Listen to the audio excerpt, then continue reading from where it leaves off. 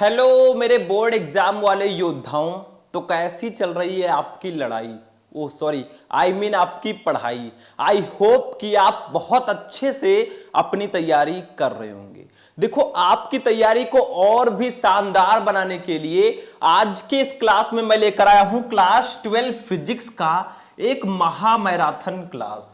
तो अगर आप भी इस बार हो 12th में और 2025 में आपको बोर्ड एग्जाम देना है, तो आज हमारे साथ 12th फिजिक्स की ये T20 सीरीज आपको खेलनी होगी।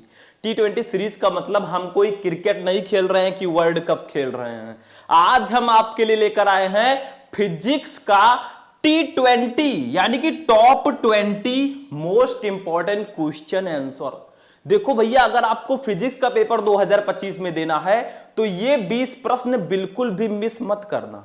जैसे हमारे जो क्रिकेटर्स होते हैं ना, वो T20 सीरीज खेलते हैं, वैसे हम आज T20 सीरीज फिजिक्स की खेलेंगे। ठीक है, उनको तो कई दिन लगते हैं, लेकिन हमें सिर्फ और सिर्फ लगभग 1 घंटे ही लगेंगे और हम इस पूरी सीरीज को फिनिश कर देंगे और जीत हासिल करेंगे, चाहे वो ऑस्ट्रेलिया हो, चाहे वो इंग्लैंड हो, कोई भी हो। ठीक है, तो आज का क्लास 12th फिजिक्स का एक बहुत स्पेशल क्लास है। कॉपी पेन लेकर बैठ जाना और पानी वानी लेकर बैठना, क्योंकि ये क्लास बहुत इंटरेस्टिंग होगा। टॉप 20 जो मोस्ट इंपॉर्टेंट क्वेश्चन है फिजिक्स के, वो मैं इस क्लास में बताने वाला हूं। और ये जो 20 क्वेश्चन है, ये आपके चैप्टर 1 से लेकर चैप्टर 14 तक, मतलब फिजिक्स के जितने भी चैप्टर हैं, पूरे चैप्टर के 20 महत्वपूर्ण प्रश्नों को मैं बताऊंगा। बोर्ड एग्जाम देने से पहले इस वीडियो को जरूर देख लेना, नहीं तो बाद में पछताना पड़ेगा। ठीक है, क्योंकि ये टॉप 20 क्वेश्चंस हैं जो मोस्ट इंपॉर्टेंट हैं। चलिए स्टार्ट करते हैं। सबसे पहले कुछ लाइन आपके लिए, क्योंकि इतना अच्छा क्लास, इतना स्पेशल क्लास हमें स्टार्ट करना है, तो कुछ स्पेशल हो जाए, कुछ मीठा हो जाए। देखो, वही इंसान रिकॉर्ड तोड़ता है या वही स्टूडेंट रिकॉर्ड तोड़ता है जिसके रगों में खून नहीं, जुनून दौड़ता है। भैया, अगर आपको भी टॉपर बनना है या बहुत अच्छा नंबर स्कोर करना है बोर्ड एग्जाम में, तो आपकी रगों में भी खून नहीं, जुनून दौड़ना चाहिए। अब ऐसा नहीं है चेक करने लग जाना, भैया खून ही रहेगा अंदर, लेकिन जुनून इतना होना चाहिए कि हमें इस बार कुछ भी हो जाए, रास्ते में कोई भी आ जाए, हमें 90%, 95% लाना है। अब देखो, हम सबसे पहले चैप्टर आपको बता देते हैं किस चैप्टर के क्वेश्चन हम पढ़ेंगे। तो हम पूरे चैप्टर के क्वेश्चन पढ़ेंगे। मैंने चैप्टर का नाम लिख दिया है क्लैरिफिकेशन के लिए। विद्युत आवेश तथा क्षेत्र, स्थिर विद्युत विभव तथा धारिता, विद्युत धारा, गतिमान आवेश एवं चुंबकत्व, चुंबकत्व एवं द्रव्य, वैद्युत चुंबकीय प्रेरण, प्रत्यावर्ती धारा। इसके बाद में देखो स्टूडेंट, विद्युत चुंबकीय तरंगे, किरण प्रकाशिकी एवं प्रकाशिकी अंतर, तरंग प्रकाशिकी, विकिरण एवं द्रव्य की द्वैत प्रकृति, परमाणु, नाभिक, अर्धचालक। मतलब पूरे फिजिक्स के मोस्ट इंपॉर्टेंट क्वेश्चंस सिर्फ एक वीडियो में। और ये क्वेश्चन बहुत स्पेशल होंगे। ऐसे ऐसे मैं आपको बहुत सारी क्लासेस दूंगा, टेंशन मत लेना, बस हमारे साथ बने रहना। नो टेंशन जब तक है आपका भाई शुभम। चलो स्टार्ट करते हैं। सबसे फर्स्ट क्वेश्चन देखते हैं। ये देखो हमारा स्टूडेंट, फर्स्ट क्वेश्चन आ गया है आपके सामने, ये रहा आपके स्क्रीन पर। अब कुछ स्टूडेंट है जो कहेंगे सर जी ये क्वेश्चन हमें पता है। हाँ, हो सकता है आपने ये क्वेश्चन पढ़ा हो, क्योंकि ये क्वेश्चन बहुत ज्यादा इंपॉर्टेंट है। और जो क्वेश्चन हम इस क्लास में पढ़ेंगे वो आपके अति लघु उत्तरीय और लघु उत्तरीय प्रश्नों में आते हैं, ये ध्यान देना। ठीक है, तो देखो सबसे पहला क्वेश्चन है, गॉस की प्रमेय क्या है, गॉस का नियम क्या है। हमारे फर्स्ट चैप्टर में काफी ज्यादा इंपॉर्टेंट है। तो गॉस का नियम है क्या? अगर आपको पता है तो ठीक है, अभी हम चैप्टर 1 से 14 तक जब क्वेश्चन पढ़ेंगे ना, तब आपको पता चलेगा कि मुझे कितना इसमें पता है। अभी तो शुरुआत है, देखते चलो। देखो गॉस की प्रमेय क्या है, हम इसको समझ लेते हैं सिंपली। देखो, किसी बंद पृष्ठ से गुजरने वाला विद्युत फ्लक्स उस पृष्ठ द्वारा परिबद्ध, ठीक है, परिबद्ध कुल विद्युत आवेश का 1/ε0 गुना होता है। मतलब हमारे गॉस जी ने बताया, गॉस का प्रमेय उन्होंने दिया कि किसी बंद पृष्ठ से होकर गुजरने वाला विद्युत फ्लक्स उस पृष्ठ द्वारा परिबद्ध कुल आवेश का 1/ε0 गुना होता है। अब विद्युत फ्लक्स क्या है, ये मैंने पहले ही आपको बता दिया। आप लोग सर्च करना यूट्यूब पर विद्युत फ्लक्स, शुभम लेक्चरर, आपको क्लास मिल जाएगा। विद्युत फ्लक्स बेसिकली होता क्या है, किसी पृष्ठ से होकर गुजरने वाले विद्युत बल रेखाओं की संख्या को ही हम विद्युत फ्लक्स कहते हैं। ठीक है, जितनी विद्युत बल रेखाएं होंगी उसी को ही हम विद्युत फ्लक्स बोलेंगे। अब देखो यहां पे क्या कहा जा रहा है, किसी बंद पृष्ठ से गुजरने वाला। चलो हम एक पृष्ठ ले लेते हैं, ये देखो कुछ इस प्रकार से हमने पृष्ठ ले लिया। ठीक है, अब इस बंद पृष्ठ से होकर गुजरने वाला विद्युत फ्लक्स, इस पृष्ठ से देखो क्या होंगी, विद्युत बल रेखाएं गुजरेंगी। ये देखो विद्युत बल रेखाएं इस पृष्ठ से होकर जा रही हैं, ऐसे ऐसे। ठीक है, तो विद्युत बल रेखाएं इस पृष्ठ से होकर गुजर रही हैं। ठीक है, अब इसको हम लोग बोलेंगे, क्योंकि विद्युत बल रेखाओं की संख्या को ही हम विद्युत फ्लक्स कहते हैं। ठीक है, तो ये हमारा विद्युत बल रेखाएं होंगी और इनकी जो पूरी संख्या होगी वो होगी वैद्युत फ्लक्स। ठीक है, वैद्युत फ्लक्स,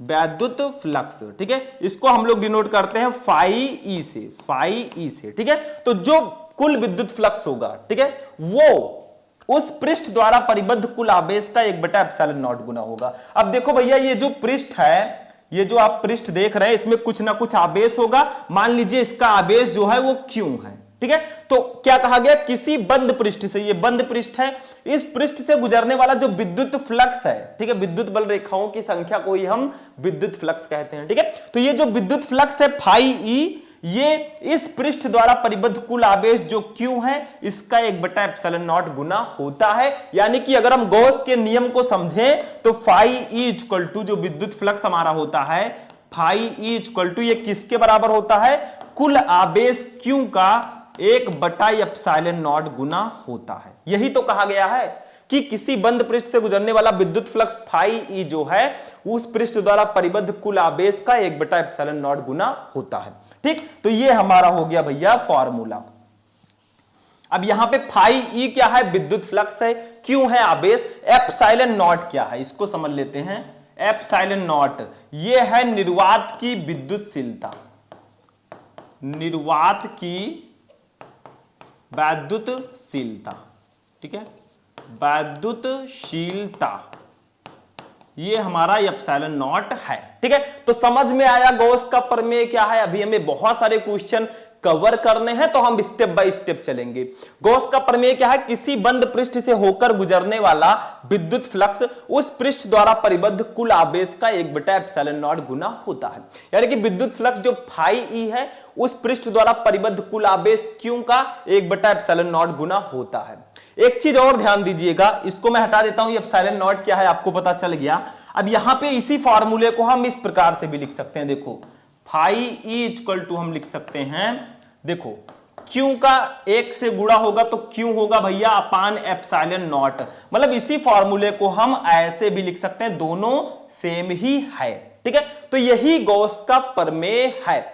समझ में आ गया, तो इसको आप लोग नोट करेंगे, मैं साइड में हो जाता हूं। देखो अगर ये अति लघुत्तरीय प्रश्नों में आता है तो आपको चित्र बनाने की कोई खास जरूरत नहीं है, आप नियम लिखेंगे, फॉर्मूला लिखेंगे, काम हो जाएगा। अब इसको आप लोग नोट करेंगे, मैं साइड में हो जाऊंगा, फिर नेक्स्ट क्वेश्चन पे चलेंगे।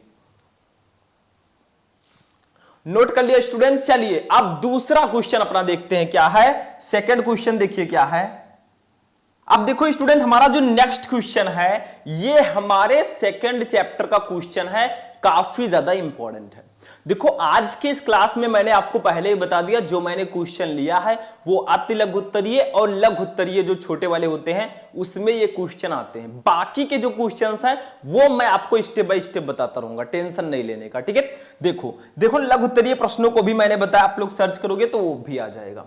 देखो संधारित्र की धारिता की परिभाषा लिखिए। संधारित्र की धारिता क्या होती है ये आपको बताना है। ठीक है, देखो सिंपल सा है, संधारित्र की धारिता क्या होती है, किसी संधारित्र की धारिता उसकी एक प्लेट को दिए गए आवेश Q तथा दोनों प्लेटों के बीच उत्पन्न विभवांतर के अनुपात के बराबर होती है। मतलब जो धारिता होती है वो आवेश और विभवांतर के अनुपात के बराबर होती है, यही इसमें बताया जा रहा है। देखो सिंपल सा है, समझो इसको।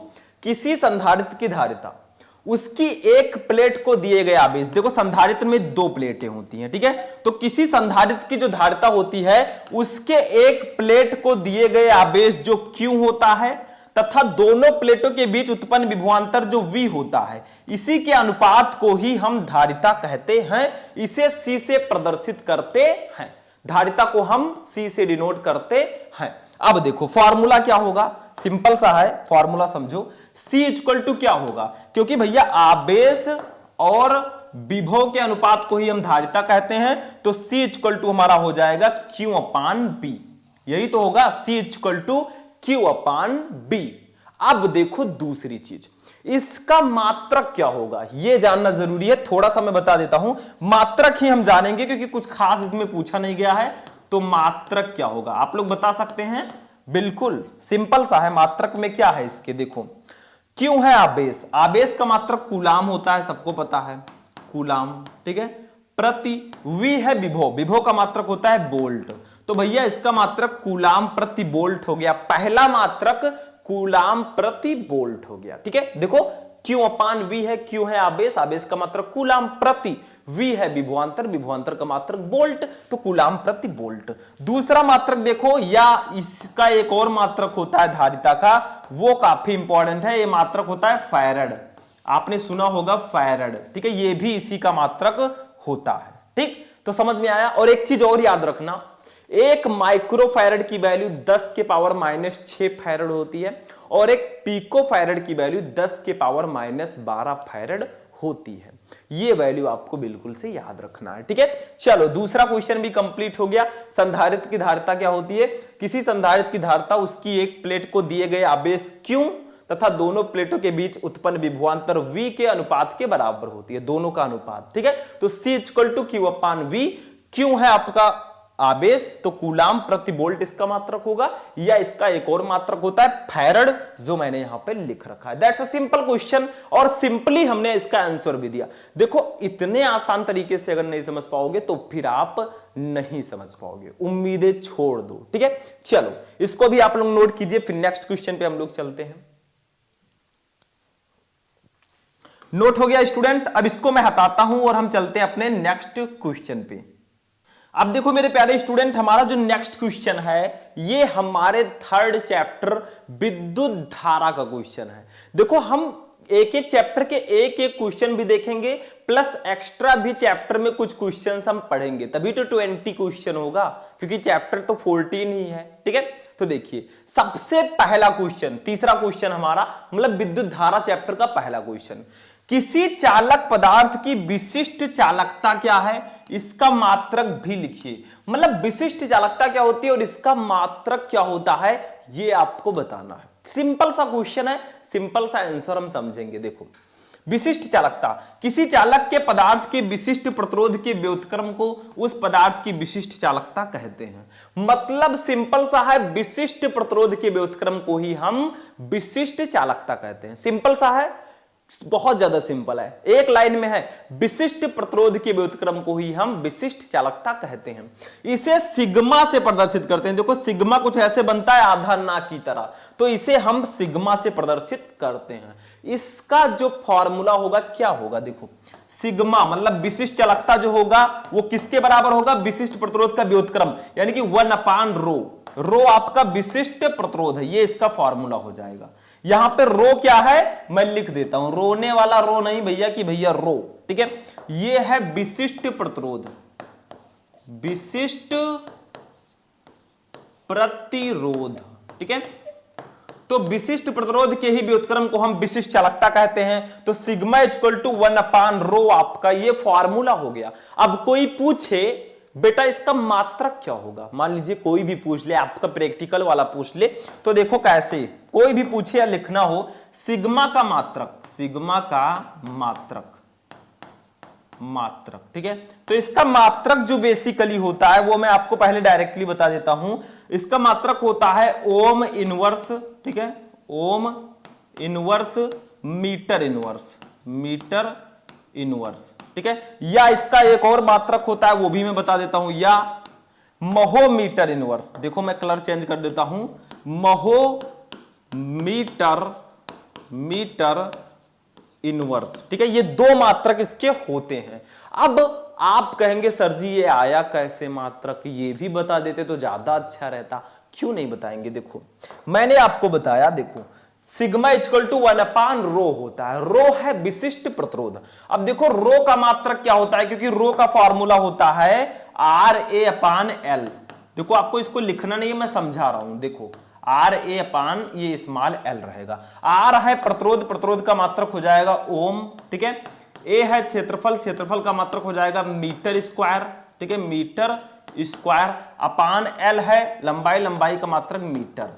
तो भैया मीटर स्क्वायर से आपका मीटर स्क्वायर रहेगा, क्योंकि A है, A का मात्रक होता है मीटर स्क्वायर। तो स्क्वायर से ये कैंसिल हो गया, बचा क्या यहां पे, जो आपके रो का मात्रक आया, रो का मात्रक वो आया ओम मीटर। कितना आया, ओम मीटर आया, ठीक है, ओम मीटर आपका रो का मात्रक आया। तो भैया रो का मात्रक है ओम मीटर, तो अगर इसके जगह पर हम ओम मीटर रख दें, फिर उसको ऊपर ले जाएं, तो ओम इनवर्स मीटर इनवर्स हो जाएगा। तो वही मैंने यहां पे सिग्मा का मात्रक लिखा है। चलो इसको मैं हटाता हूं, ठीक है। तो वही उसका मात्रक होगा, क्योंकि मैंने आपको बताया है कि सिग्मा इक्वल टू होता है 1/रो। कितना, 1/रो, ठीक है। अब चूंकि रो का मात्रक कितना आया, सिग्मा इक्वल टू रो का मात्रक आपका आया है 1/ओम मीटर आया है, ओम मीटर, ठीक है, ओम मीटर। तो भैया अब रो का मात्रक अगर हम लोग निकालें तो देखो ओम ऊपर जाएगा तो ओम के पावर 1 रहता है, ऊपर जाएगा तो ओम के पावर -1 हो जाएगा। मीटर ऊपर जाएगा तो ये मीटर इनवर्स हो जाएगा, और यही होगा हमारा सिग्मा का मात्रक, ठीक है, ओम इनवर्स मीटर इनवर्स, वही मैंने यहां पे लिखा है। तो विशिष्ट चालकता क्या है, किसी चालक पदार्थ के विशिष्ट प्रतिरोध के व्युत्क्रम को ही हम विशिष्ट चालकता कहते हैं। सिग्मा इक्वल टू 1/रो, रो है विशिष्ट प्रतिरोध। अब सिग्मा का मात्रक होगा ओम इनवर्स मीटर इनवर्स या महो मीटर इनवर्स लिख सकते हैं। कैसे आया ये, वो भी मैंने आपको बता दिया कि रो का मात्रक ओम मीटर होता है, क्योंकि उसका व्युत्क्रम है, तो सिग्मा का मात्रक ओम इनवर्स मीटर इनवर्स होगा। इसको नोट करो, फिर हम नेक्स्ट क्वेश्चन देखते हैं, ठीक है, नोट कर लो। चलो नोट हो गया होगा, इसको मैं इरेज करता हूं और हम आगे चलते हैं अपने नेक्स्ट क्वेश्चन पर।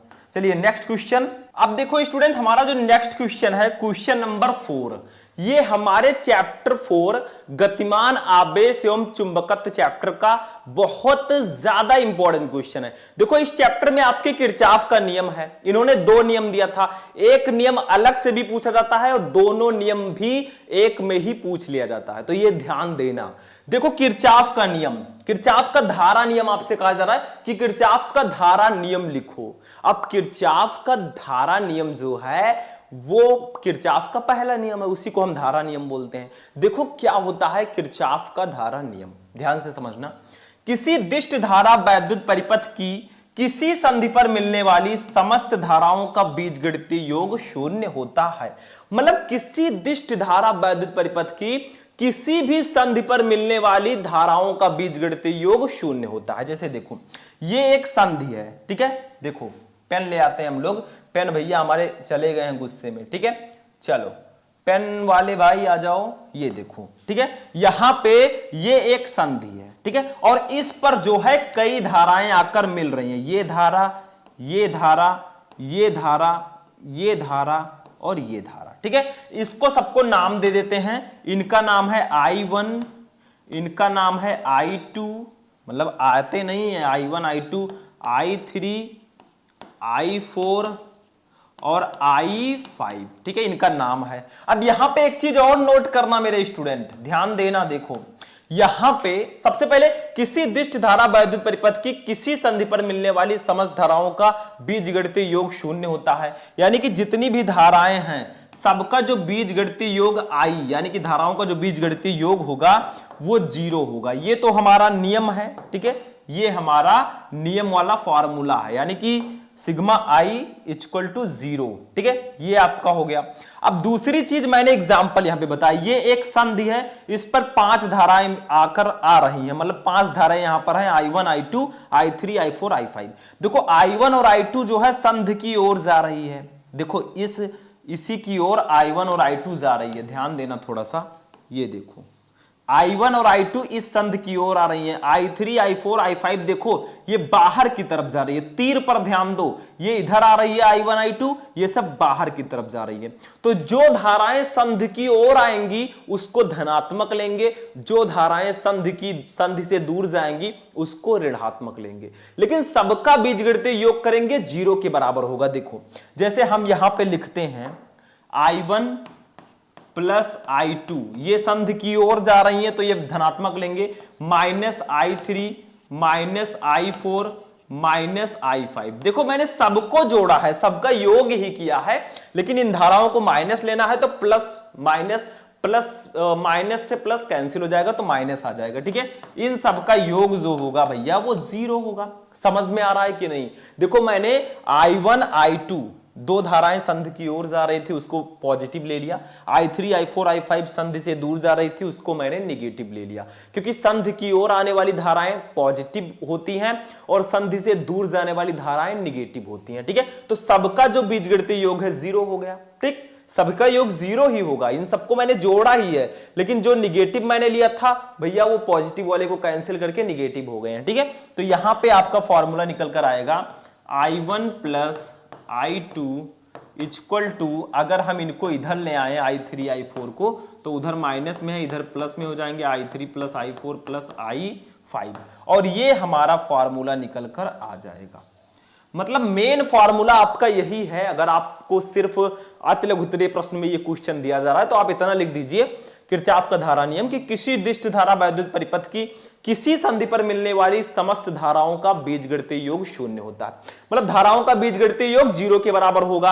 अब हमने क्या किया, एक चित्र मैंने आपको समझाया, यहां पे ये संधि है, इस पर I1 I2 धारा आ रही है इसकी ओर, I3 I4 धारा इससे दूर जा रही है, तो जो धारा इसकी ओर आ रही है उसको मैंने पॉजिटिव ले लिया I1 प्लस I2, बाकी को मैंने निगेटिव ले लिया I3 I4 I5, सबका योग 0 ही होगा क्योंकि नियम में है। अब ये मैंने लिख दिया, आपका हो गया फॉर्मूला। तो ये किरचॉफ का धारा नियम है, इसको नोट करो, फिर हम नेक्स्ट क्वेश्चन पे चलते हैं। ठीक है, चलो नोट हो गया स्टूडेंट। अब हम लोग चलेंगे अपने नेक्स्ट क्वेश्चन पे।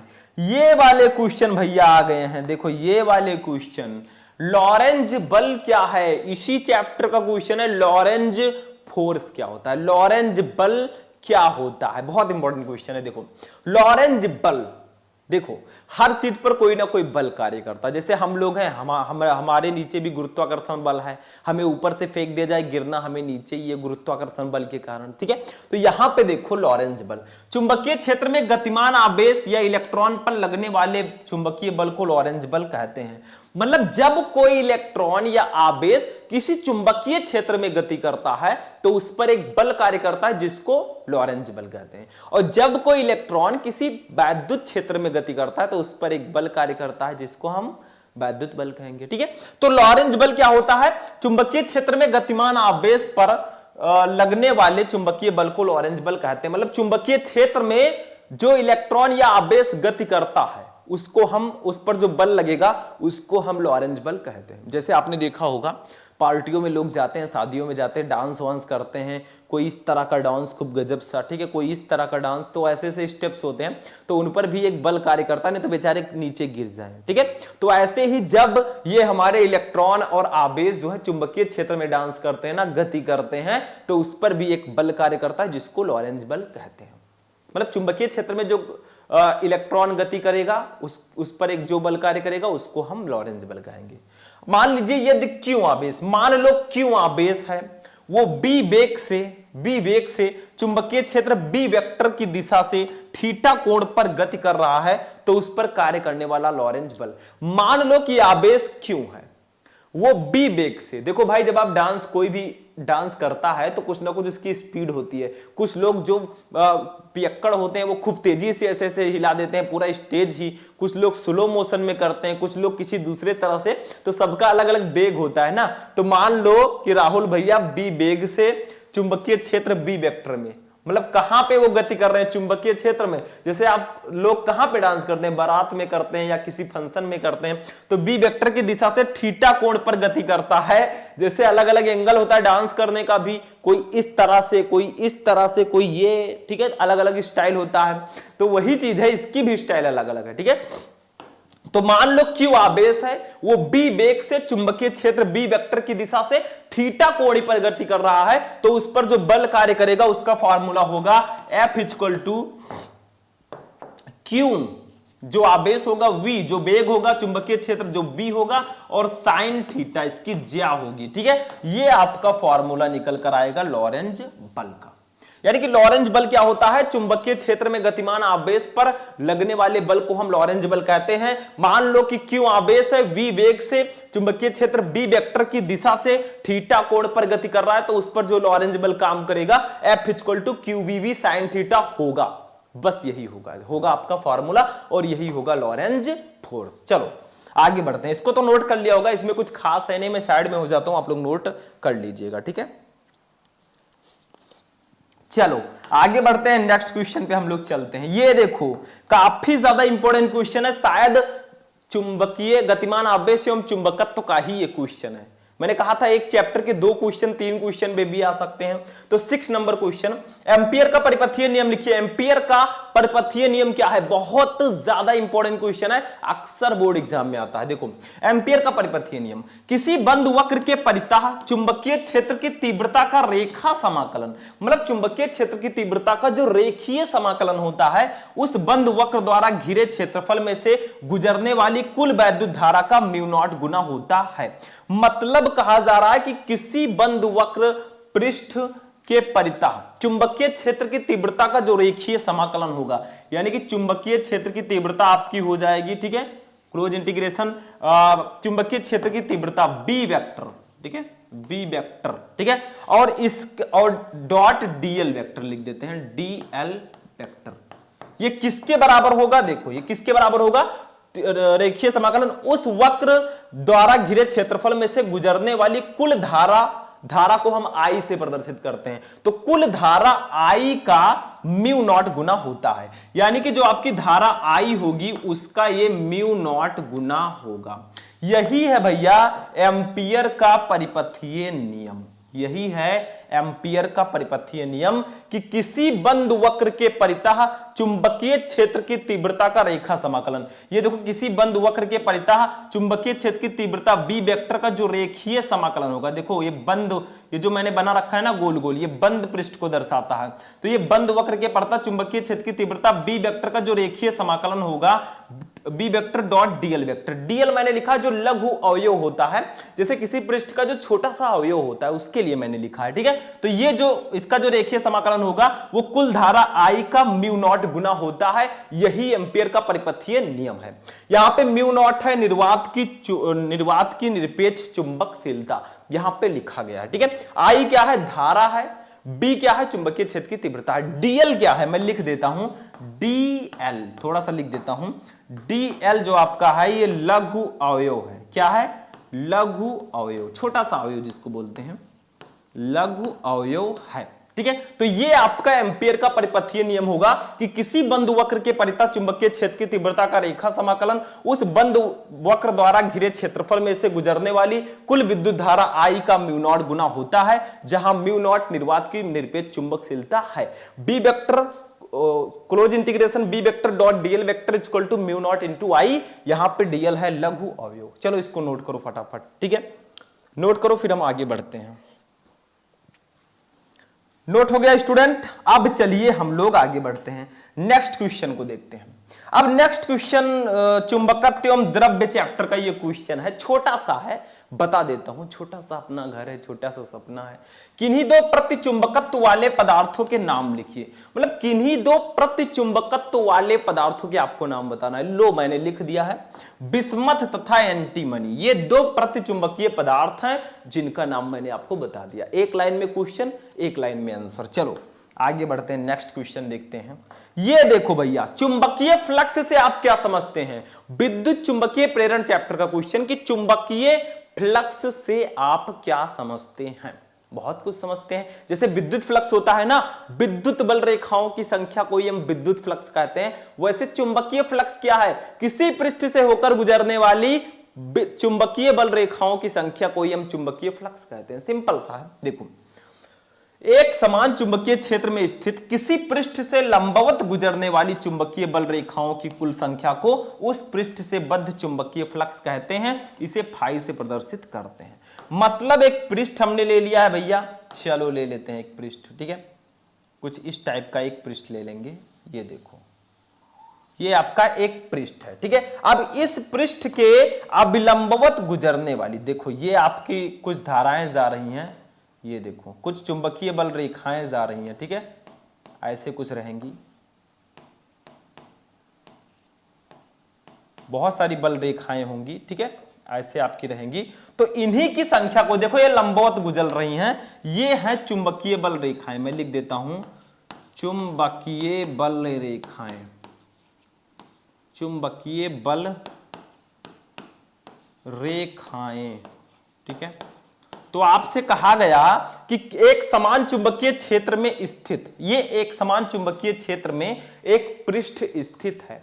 जैसे वहां पे विद्युत क्षेत्र में एक पृष्ठ स्थित था, उससे गुजरने वाली जो विद्युत बल रेखाएं थी उसको हम विद्युत फ्लक्स बोलते थे। वैसे यहाँ पे चुंबकीय क्षेत्र इसके चारों ओर होगा, इसमें एक पृष्ठ स्थित है, इसके अभिलंबवत गुजरने वाली जो विद्युत बल रेखाएं हैं उसी को ही हम जो चुंबकीय बल रेखाएं हैं उसी को ही हम चुंबकीय फ्लक्स कहेंगे। मतलब यहां पे चुंबकीय क्षेत्र होगा और इस पृष्ठ से चुंबकीय बल रेखाएं लंबवत गुजरेंगी। इन्हीं बल रेखाओं की संख्या को ही हम चुंबकीय फ्लक्स कहेंगे। इसे फाई से प्रदर्शित करते हैं। सिंपल सा है। मतलब एक समान चुंबकीय क्षेत्र में स्थित किसी पृष्ठ से लंबवत गुजरने वाली चुंबकीय बल रेखाओं की कुल संख्या को उस पृष्ठ से बद्ध चुंबकीय फ्लक्स कहते हैं। इसे फाई से प्रदर्शित करते हैं।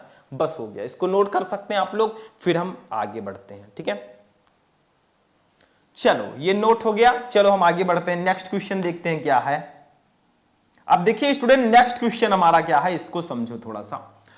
बहुत ज्यादा इंपॉर्टेंट क्वेश्चन मैं इसको मानता हूं। क्यों? क्योंकि है भी इंपॉर्टेंट। देखो, विद्युत चुंबकीय प्रेरण का लेंज का नियम लिखिए। लेंज का नियम क्या है? हाई स्कूल से ही पढ़ते आ रहे हो, कोई नया नियम नहीं है। लेंज का नियम देखो, किसी परिपथ में प्रेरित विद्युत वाहक बल अथवा प्रेरित धारा की दिशा सदैव ऐसी होती है कि ये उस कारण का विरोध करती है जिससे वो स्वयं उत्पन्न होती है। बस यही लाइन है लेंज का नियम। मतलब किसी परिपथ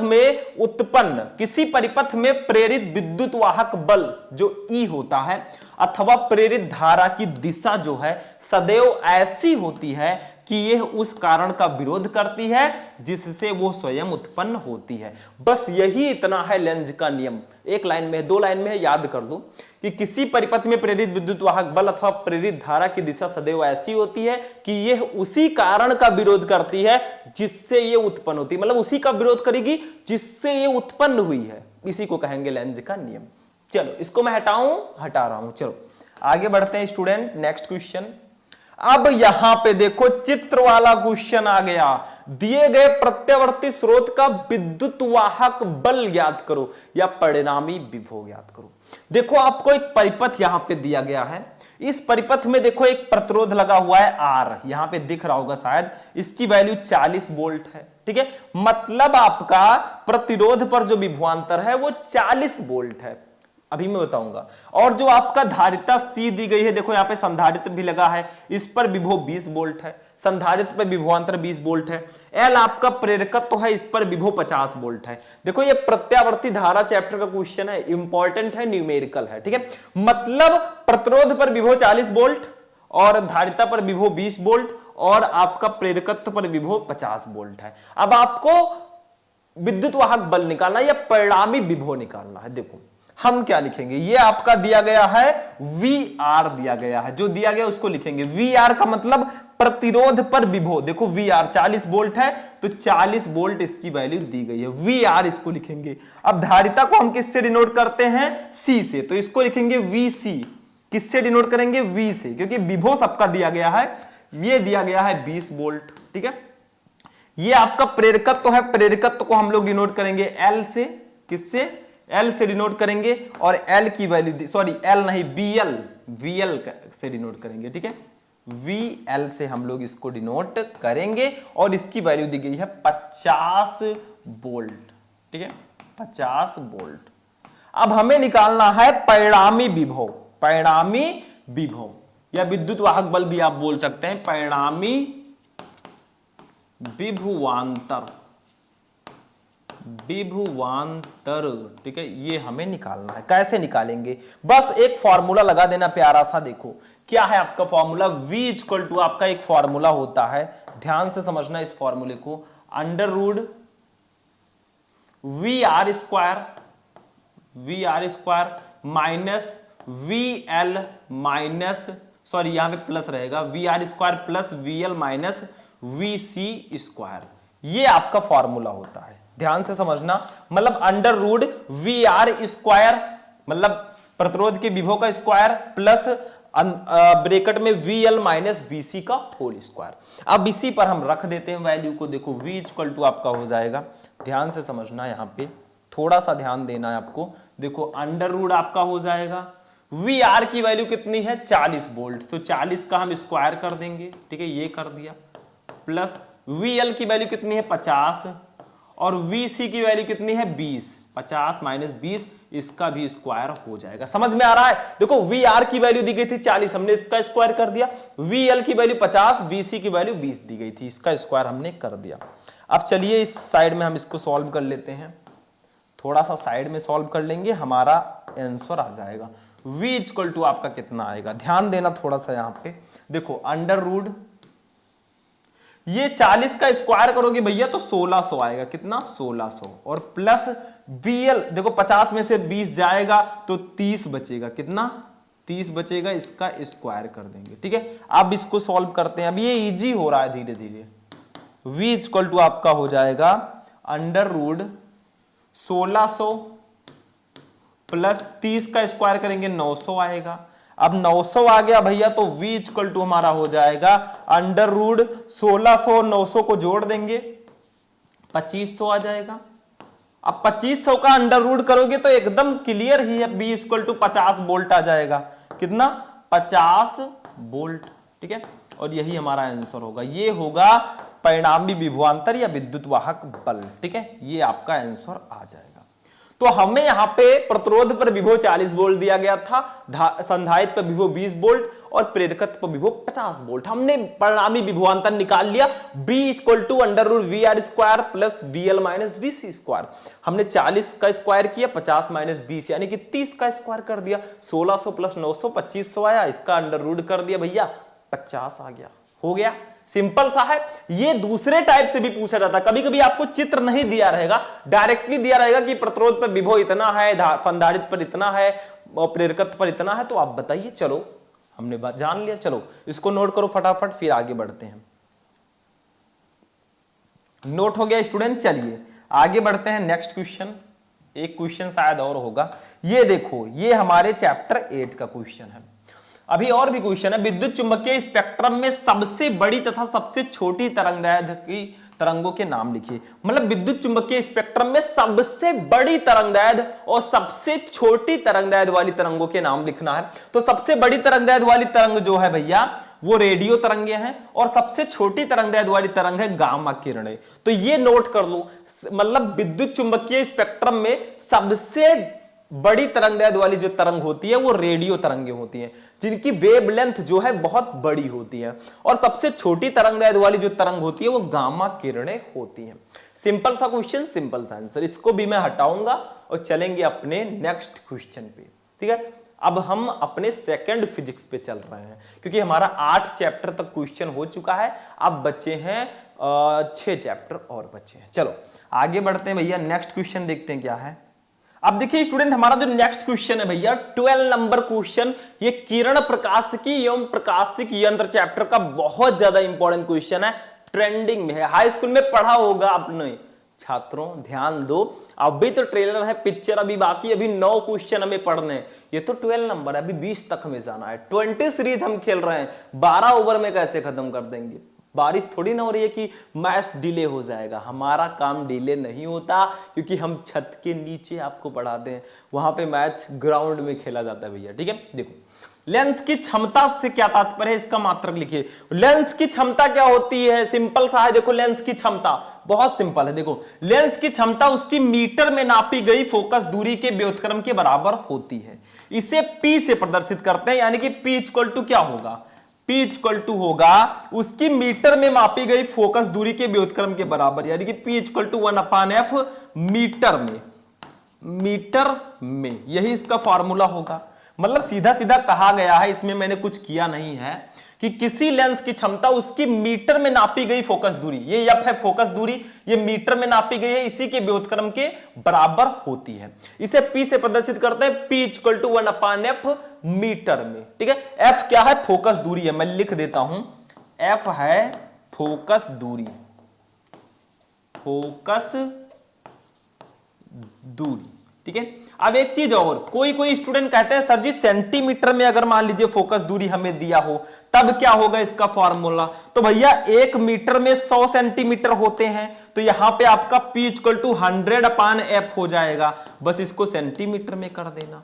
मतलब ये दोनों फॉर्मूला आप अप्लाई कर सकते हैं, चाहे आप P equal to 1/f metre में लिखें या P equal to 100/f centimetre में लिखें। अगर मीटर में आपको निकालना है ये फॉर्मूला लगाओ, सेंटीमीटर में आपका दिया गया है तो आप ये वाला फॉर्मूला लगा दो, सिंपल सा है। मात्रक क्या होगा, मात्रक इसका भैया एक मात्र होता है, वो है डायोप्टर।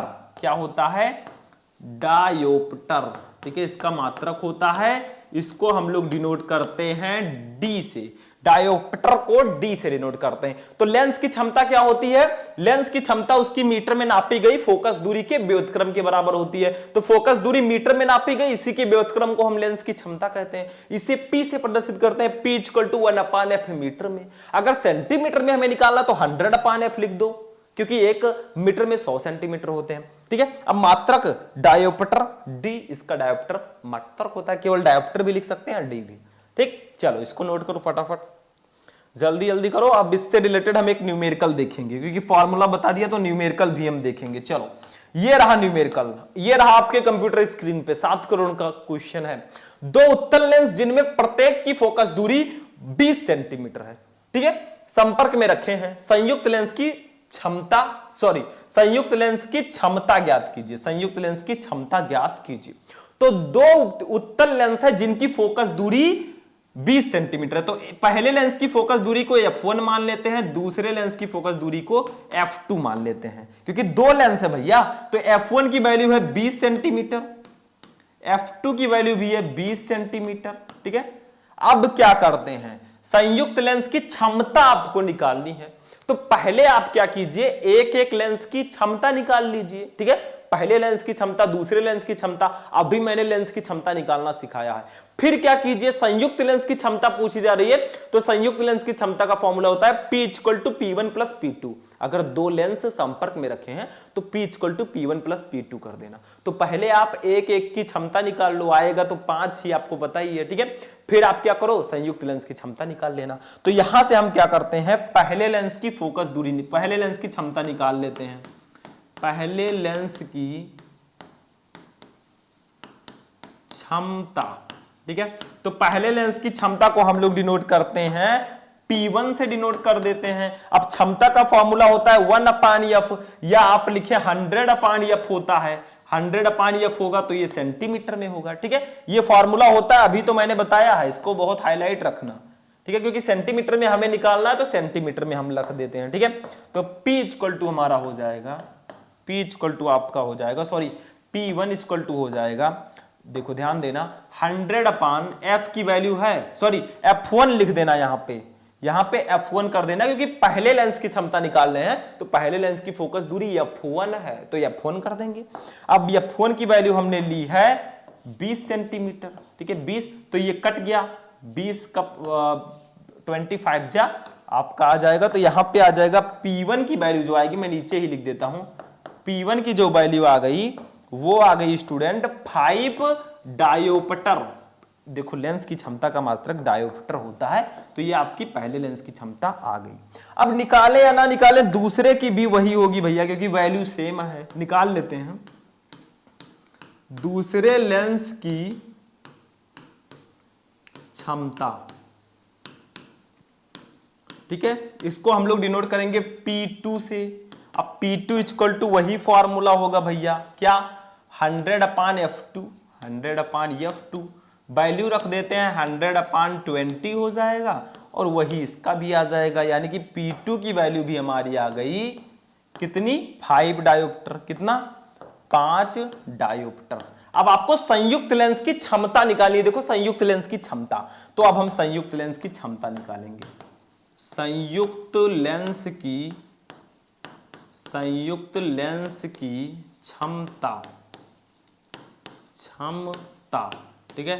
अब संयुक्त लेंस की क्षमता का फॉर्मूला क्या होगा, P इक्वल टू, मतलब इसकी क्षमता जो होगी वो P1 पहले लेंस की क्षमता और दूसरे लेंस की क्षमता दोनों को आपको जोड़ देना है। चलो मैंने जोड़ दिया, ठीक है। अब यहां पे आपका आ जाएगा P इक्वल टू, दोनों की क्षमता हमें दी गई है 5 5, दोनों का हमने निकाला है, तो 5 + 5, फाइनली हमारा जो संयुक्त लेंस की क्षमता P आएगी वो भैया 5 5 तो सब जोड़ देते होंगे शायद, 10 डायोप्टर आपका ये आंसर आ जाएगा, ठीक है, 10 डायोप्टर।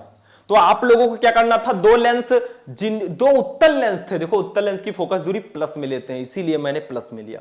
दो उत्तल लेंस जिनमें प्रत्येक की फोकस दूरी 20 सेंटीमीटर है, संयुक्त लेंस की क्षमता निकालो। तो F1 F2 दोनों दिया गया था, पहले लेंस की फोकस दूरी, दूसरे लेंस की फोकस दूरी 20 सेंटीमीटर। पहले लेंस की क्षमता हमने निकाल ली उसी फॉर्मूले से, P1 equal to 100/F1, P हमारा 5 डायोप्टर आ गया P1, ठीक है। फिर P2 दूसरे लेंस की क्षमता हमने निकाल ली 100/F2, भैया 5 डायोप्टर ये भी आया। फिर संयुक्त लेंस की क्षमता हमने निकाल ली, दोनों लेंस को जोड़ दो, P equal to P1 + P2, आपका आंसर आ गया। चलो इसको नोट करो फटाफट, जल्दी जल्दी करो, जल्दी जल्दी, अभी तो सिर्फ शुरुआत है, अभी तुझे और आगे जाना है। जिसने बोला था बेटा तुझसे नहीं होगा, उनको भी करके दिखाना है। नेक्स्ट क्वेश्चन नंबर 14 को देखते हैं। तरंग प्रकाशिकी चैप्टर का क्वेश्चन बहुत इंपॉर्टेंट है। तरंग प्रकाशिकी में देखो भैया, अभी मैंने कुछ क्वेश्चंस को चैप्टर में लिया, अभी बहुत सारे क्वेश्चन हैं, आगे आगे मैं आपको बहुत सारे क्वेश्चन बताऊंगा, टेंशन मत लेना, अभी तो शुरुआत है, आगे आगे देखिए होता है क्या। देखो अध्यारोपण का सिद्धांत लिखिए, चलो सिंपल सा है, इसको पढ़ना पड़ेगा, ज्यादा कुछ हमें लिखना नहीं है, सिर्फ सिद्धांत को पढ़िए और लिखिए। देखो अध्यारोपण का सिद्धांत, किसी माध्यम में दो अथवा दो से अधिक प्रगामी तरंगे एक साथ, परंतु, इसको परंतु कर दीजिएगा, परंतु, ठीक है, परंतु एक दूसरे की गति को बिना प्रभावित किए चल सकते हैं। मतलब किसी माध्यम में दो या दो से अधिक जो प्रगामी तरंगे हैं वो बिना एक दूसरे की गति को प्रभावित किए हुए चल सकती हैं। अतः माध्यम के प्रत्येक कण का किसी क्षण परिणामी विस्थापन दोनों तरंगों द्वारा अलग अलग उत्पन्न विस्थापनों के सदिश योग के बराबर होता है। इस सिद्धांत को अध्यारोपण का सिद्धांत कहते हैं। देखो भैया, इस टॉपिक को पढ़ाने के लिए मेरे पास कोई टॉनिक नहीं है कि मैं आपको दे दूंगा, आप पी लेंगे और आपको याद हो जाएगा। ये सब टॉपिक जो है याद करने वाली चीजें होती है, थोड़ा समझने वाली चीजें होती है। मतलब कहा क्या जा रहा है, किसी माध्यम में, कोई माध्यम है, उसमें दो या दो से अधिक प्रगामी तरंगे जो हैं बिना एक दूसरे की गति को ऐसे ऐसे प्रभावित किए हुए चल सकती हैं, ठीक है। अतः माध्यम के प्रत्येक कण, अब माध्यम में भैया तो उसमें कण होंगे, जैसे आप जहां रहते हैं तो बादलों में जो देखते हैं ना, कुछ दिखाई नहीं देता है, लेकिन इसमें कण होते हैं छोटे छोटे, ठीक है, आपको दिखाई नहीं देगा, बहुत माइक्रो होते हैं, ठीक है। अतः माध्यम के प्रत्येक कण का, जो भी कण होते हैं उसका किसी क्षण जो विस्थापन होगा, ठीक है, वो दोनों तरंगों द्वारा अलग अलग उत्पन्न जो विस्थापन होगा उसके सदिश योग के बराबर होगा। बस यही है भैया अध्यारोपण का सिद्धांत। मतलब दो तरंगे किसी माध्यम में, दो प्रगामी तरंगे बिना किसी एक दूसरे की गति को प्रभावित किए हुए चल सकती हैं। अब माध्यम में जो कण है तो किसी, अतः माध्यम के प्रत्येक कण का किसी क्षण जो विस्थापन है, जो माध्यम के कण है उसका जो विस्थापन है वो दोनों तरंगों के द्वारा अलग अलग उत्पन्न विस्थापनों के सदिश योग के बराबर होता है। इसी को ही हम अध्यारोपण का सिद्धांत कहते हैं। सिंपल सा है। 14 नंबर क्वेश्चन तरंग प्रकाशिकी का। अब चलते हैं अपने नेक्स्ट क्वेश्चन पे। अभी 5 क्वेश्चन हमें पढ़ने हैं। चलो इसको हटाते हैं, आप लोग नोट कर सकते हैं, साइड में हो जाते हैं हम, ठीक है। चलो इसको हटाते हैं, नेक्स्ट क्वेश्चन देखते हैं क्या है। अब देखिए स्टूडेंट, हमारा जो नेक्स्ट क्वेश्चन है ये हमारे चैप्टर 11 विकिरण एवं द्रव्य की द्वैत प्रकृति का क्वेश्चन है। ध्यान से समझना। कार्यफलन की परिभाषा लिखिए। कार्यफलन क्या होता है? सिंपल सा देखो, वह न्यूनतम प्रकाश ऊर्जा जो किसी धातु पृष्ठ से इलेक्ट्रॉन उत्सर्जित करने के लिए आवश्यक होती है, उस धातु का प्रकाश वैद्युत कार्यफलन कहलाता है। इसे W से व्यक्त करते हैं। मतलब देखो, ये कोई धातु है, ठीक है, तो आपतित प्रकाश, इस पर कोई प्रकाश आकर ये गिरी, ठीक है, तो आपतित प्रकाश की, इस आपतित प्रकाश की, अब देखो इसमें इलेक्ट्रॉन्स होते हैं, छोटे छोटे इलेक्ट्रॉन्स होंगे। जब ये प्रकाश इस धातु की सतह से टकराएगी तो इससे इलेक्ट्रॉन बाहर निकलने लगेंगे। इसको हम प्रकाश विद्युत प्रभाव या प्रकाश विद्युत उत्सर्जन कहते हैं। मतलब जब कोई प्रकाश किरण किसी धातु की सतह पर आपतित होती है तो उससे इलेक्ट्रॉन बाहर निकलने लगते हैं। इसको हम प्रकाश विद्युत प्रभाव या प्रकाश विद्युत उत्सर्जन कहते हैं, ठीक है। अब जो आ रही है प्रकाश, इसकी वो न्यूनतम प्रकाश ऊर्जा जो किसी धातु से पृष्ठ से, इस धातु के, देखो इस प्रकाश की वो न्यूनतम ऊर्जा W जो इस धातु के पृष्ठ से इलेक्ट्रॉन को उत्सर्जित करने के लिए आवश्यक होती है, उस धातु का प्रकाश वैद्युत कार्यफलन कहलाती है। मतलब आपको प्रकाश विद्युत उत्सर्जन या प्रकाश विद्युत प्रभाव तो पता चल गया ना, कि आप जब कोई प्रकाश किसी धातु की सतह पर आपतित होता है तो उससे इलेक्ट्रॉन उत्सर्जित होने लगते हैं। इसको प्रकाश विद्युत उत्सर्जन या प्रकाश विद्युत प्रभाव कहते हैं। अब ये जो प्रकाश किरण आ रही है, इसकी वह न्यूनतम ऊर्जा जो किसी धातु से इलेक्ट्रॉनों के उत्सर्जित होने के लिए आवश्यक होती है, वो उस धातु का प्रकाश विद्युत कार्यफलन कहलाएगी। यहीं पे देहली आवृत्ति भी समझ लीजिए। आपतित प्रकाश की वो न्यूनतम आवृत्ति जो किसी धातु की सतह से इलेक्ट्रॉनों का उत्सर्जन कर सके, वो देहली आवृत्ति होगी। देहली तरंगदैर्घ्य को देख लीजिए। आपतित प्रकाश का वह अधिकतम तरंगदैर्घ्य जो किसी धातु की सतह से प्रकाश इलेक्ट्रॉन का उत्सर्जन कर सके, उसको हम लोग देहली तरंगदैर्घ्य कहेंगे। कई डेफिनेशन मैंने आपको बता दिया इसी चित्र से। और ये जो इलेक्ट्रॉन है ना, इसको प्रकाश इलेक्ट्रॉन या फोटो इलेक्ट्रॉन बोलते हैं। तो ये आपका फॉर्मूला क्या होगा इसका, देखो कार्यफलन का W इक्वल टू फॉर्मूला होता है H mu naught, H mu naught, ये आपका फॉर्मूला होता है W equal to H mu naught. अब यहां पे भैया H क्या है और म्यू नॉट क्या है, इसको भी मैं बता देता हूं। देखो H आपका है प्लांक नियतांक, जिसको हम प्लांक कांस्टेंट भी बोलते हैं, प्लांक नियतांक, ठीक है। और म्यू नॉट है आपका देहली आवृत्ति, म्यू नॉट आपका है देहली आवृत्ति, ठीक है, देहली आवृत्ति। आवृत्ति को हम म्यू से डिनोट करते हैं, लेकिन ये देहली आवृत्ति है, ठीक है।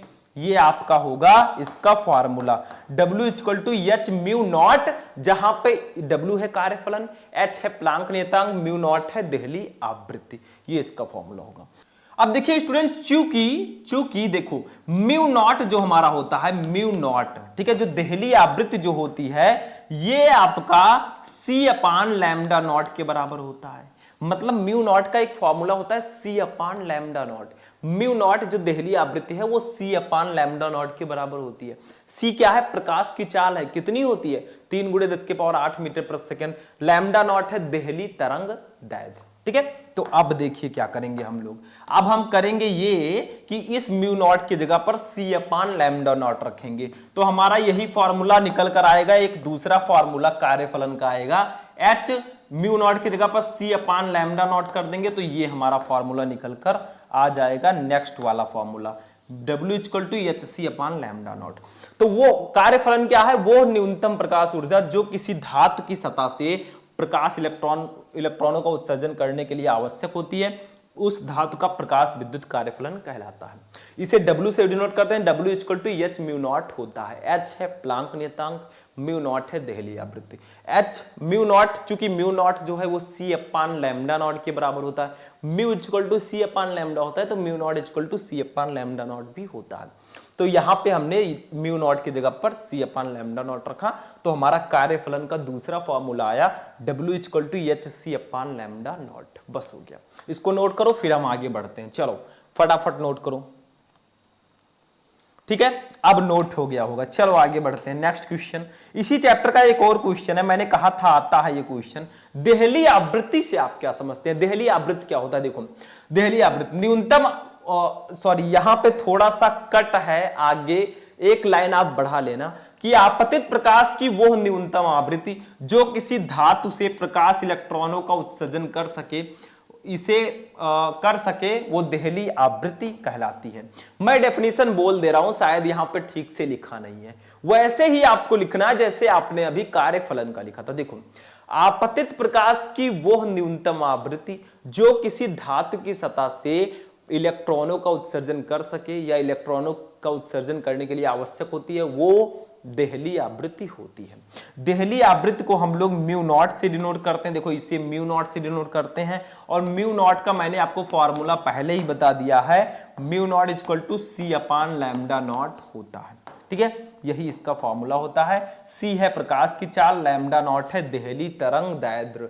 तो इसका मैं डेफिनेशन बोल दे रहा हूं, शायद यहां पे अच्छे से नहीं लिखा है, थोड़ा मिसप्रिंट हो गया है, इंसान है, गलतियां हो जाती हैं। तो देहली आवृत्ति का लिख लो डेफिनेशन, आपतित प्रकाश की वह न्यूनतम आवृत्ति जो किसी धातु की सतह से इलेक्ट्रॉनों के उत्सर्जन के लिए आवश्यक होती है, उस पृष्ठ का देहली आवृत्ति, उस की देहली आवृत्ति कहलाती है। मतलब वही चीज है, ये आपका कोई पृष्ठ है, ठीक है, इस पर एक प्रकाश आ गया, ये गिरा, ठीक है, अब इसमें इलेक्ट्रॉन्स हैं, ये इलेक्ट्रॉन अभी पृष्ठ में है, जैसे ही प्रकाश इस पर आपतित हुआ, ये इलेक्ट्रॉन बाहर निकल गए।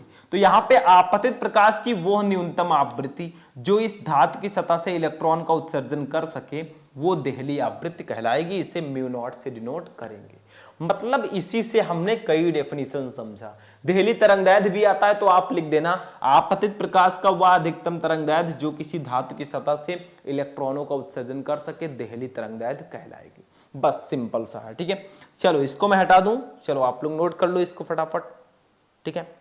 चलो नेक्स्ट देखिए, ये बहुत इंपॉर्टेंट है भैया, डी ब्रॉगली तरंगदैर्ध्य क्या होता है। डी ब्रॉगली तरंगदैर्ध्य का सूत्र लिखिए। डी ब्रॉगली तरंगदैर्ध्य जो है बहुत इंपॉर्टेंट है भैया। डी ब्रॉगली का समीकरण, तो इसका समीकरण, इसका जो तरंगदैर्ध्य होता है वो होता है लैम्डा इक्वल टू, मैं डायरेक्टली बता देता हूं, फॉर्मूला बहुत इंपॉर्टेंट है, एच अपान एम बी, ये इसका फॉर्मूला होता है। Lambda equal to H upon M B, यही है डी ब्रॉगली तरंगदैर्ध्य का फॉर्मूला। अब यहां पे भैया एच क्या है, एम क्या है, वी क्या है, ये भी मैं बता देता हूं। देखो लैम्डा तो आपको पता ही है डी तरंगदैर्ध्य है, एच है प्लांक नियतांक, अभी मैंने बताया था आपको प्लांक नियतांक, ठीक है। एम है कण का द्रव्यमान, कण का द्रव्यमान, वी है कण का वेग, वी क्या है, कण का वेग है। तो यही होगा भैया डी ब्रॉगली समीकरण, lambda equal to H upon M B, यही डी ब्रॉगली जी ने समीकरण दिया था। एच है प्लांक नियतांक, एम है कण का द्रव्यमान, वी है कण का वेग। एक फॉर्मूला इसका और होता है, मैं बता देता हूं। अब चूंकि भैया मेरे, चूंकि P इक्वल टू आपका होता है M B, P equal to होता है एम बी।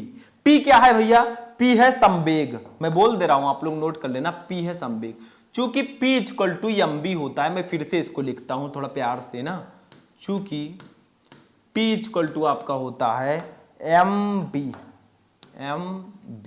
ठीक है। अब P equal to M B अगर होता है तो एम बी के जगह पर हम P रख देते हैं, क्योंकि दोनों बराबर हैं, तो हम एम बी के जगह पे P भी रख सकते हैं। तो हमारा दूसरा फॉर्मूला यहां पे निकल कर आ जाएगा लैम्डा इक्वल टू, इसलिए लैम्डा इक्वल टू आपका हो जाएगा एच अपान एम बी के जगह पर P रख देंगे। ये देखो दूसरा फॉर्मूला आ गया डी ब्रॉगली तरंगदैर्ध्य का, ये हमारा दूसरा फॉर्मूला होगा, ठीक है। यहां पे आपका P क्या है वो भी मैं लिख देता हूं, P है भैया संवेग, P है संवेग, ठीक है, नोट कर लो इसको। डी ब्रॉगली तरंगदैर्ध्य का सूत्र क्या होता है, lambda equal to H upon M B. H है प्लांक नियतांक, एम है कण का द्रव्यमान, वी है कण का वेग।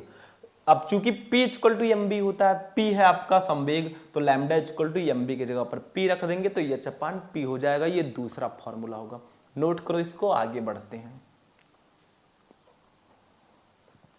चलो ये भी नोट कर लिए स्टूडेंट, अब इसको मैं हटा देता हूं। चलिए आगे बढ़ते हैं, नेक्स्ट क्वेश्चन।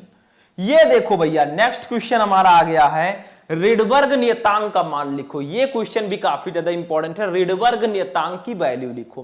तो भैया इसकी वैल्यू सिंपल होती है 1.097 इंटू 10⁷ मीटर इनवर्स। लिख लो 1.097 गुणे 10⁷ मीटर इनवर्स, यही इसकी वैल्यू होती है। मैं लिख देता हूं थोड़ा सा, 1.097 97 इंटू 10⁻7 मीटर इनवर्स, ये होती है रेडबर्ग नियतांक की वैल्यू। हो गया, कुछ नहीं था इसमें। आगे बढ़ते हैं नेक्स्ट क्वेश्चन। अब आएंगे अपने लास्ट चैप्टर अर्धचालक पे। देखो, ठोसों में उपस्थित ऊर्जा बैंडों के नाम लिखिए। मतलब ठोस में कौन कौन से ऊर्जा बैंड उपस्थित होते हैं? तो चालन बैंड और संयोजी बैंड, दो ऊर्जा बैंड इसमें होते हैं। तो ठोसों में उपस्थित दो ऊर्जा बैंड, चालन बैंड और संयोजी बैंड। हो गया, बस एक लाइन का क्वेश्चन था। एक और क्वेश्चन है, अर्धचालक क्या होता है? किसी एक अर्धचालक का नाम लिखो। तो अर्धचालक होता क्या है? देखो, वे ठोस पदार्थ जिनकी वैद्युत चालकता चालकों से कम परंतु अचालकों से अधिक होती है, अर्धचालक कहलाते हैं। मतलब ऐसे पदार्थ जिनकी विद्युत चालकता चालकों से कम लेकिन अचालकों से अधिक होती है, वो भैया अर्धचालक कहलाते हैं। मतलब ना वो चालक में है ना अचालक में है। ठीक है, उदाहरण देखो, जर्मेनियम और भी है, सिलिकॉन है, ठीक है, और भी है। तो ये आपका अर्धचालक हो जाएगा। तो स्टूडेंट, आज हमने डिस्कस किया 12th फिजिक्स के चैप्टर 1 से चैप्टर 14 तक टॉप 20 मोस्ट इंपॉर्टेंट क्वेश्चन को। हमने 20 सीरीज खेल ली। अब इसमें मैंने आपको उन क्वेश्चंस को बताया जो छोटे लेवल्स में, बहुत बड़े लेवल्स में नहीं आते हैं। लघु उत्तरीय, विस्तृत उत्तरीय, उन पर भी हम आगे चर्चा करेंगे। हम आपको क्लासेस देते रहेंगे। सपोर्ट बनाए रखना, वीडियो को लाइक कर देना, जाते जाते चैनल को सब्सक्राइब भी कर लेना और अपने दोस्तों के साथ भी इस वीडियो को शेयर करना। मिलते हैं हम लोग फिर नेक्स्ट वीडियो में। कहीं जाएंगे नहीं आपको जब तक टॉपर बनाएंगे नहीं आपको। तो चलिए फिर मिलते हैं नेक्स्ट वीडियो में नेक्स्ट टॉपिक के साथ। तब तक के लिए जय हिंद।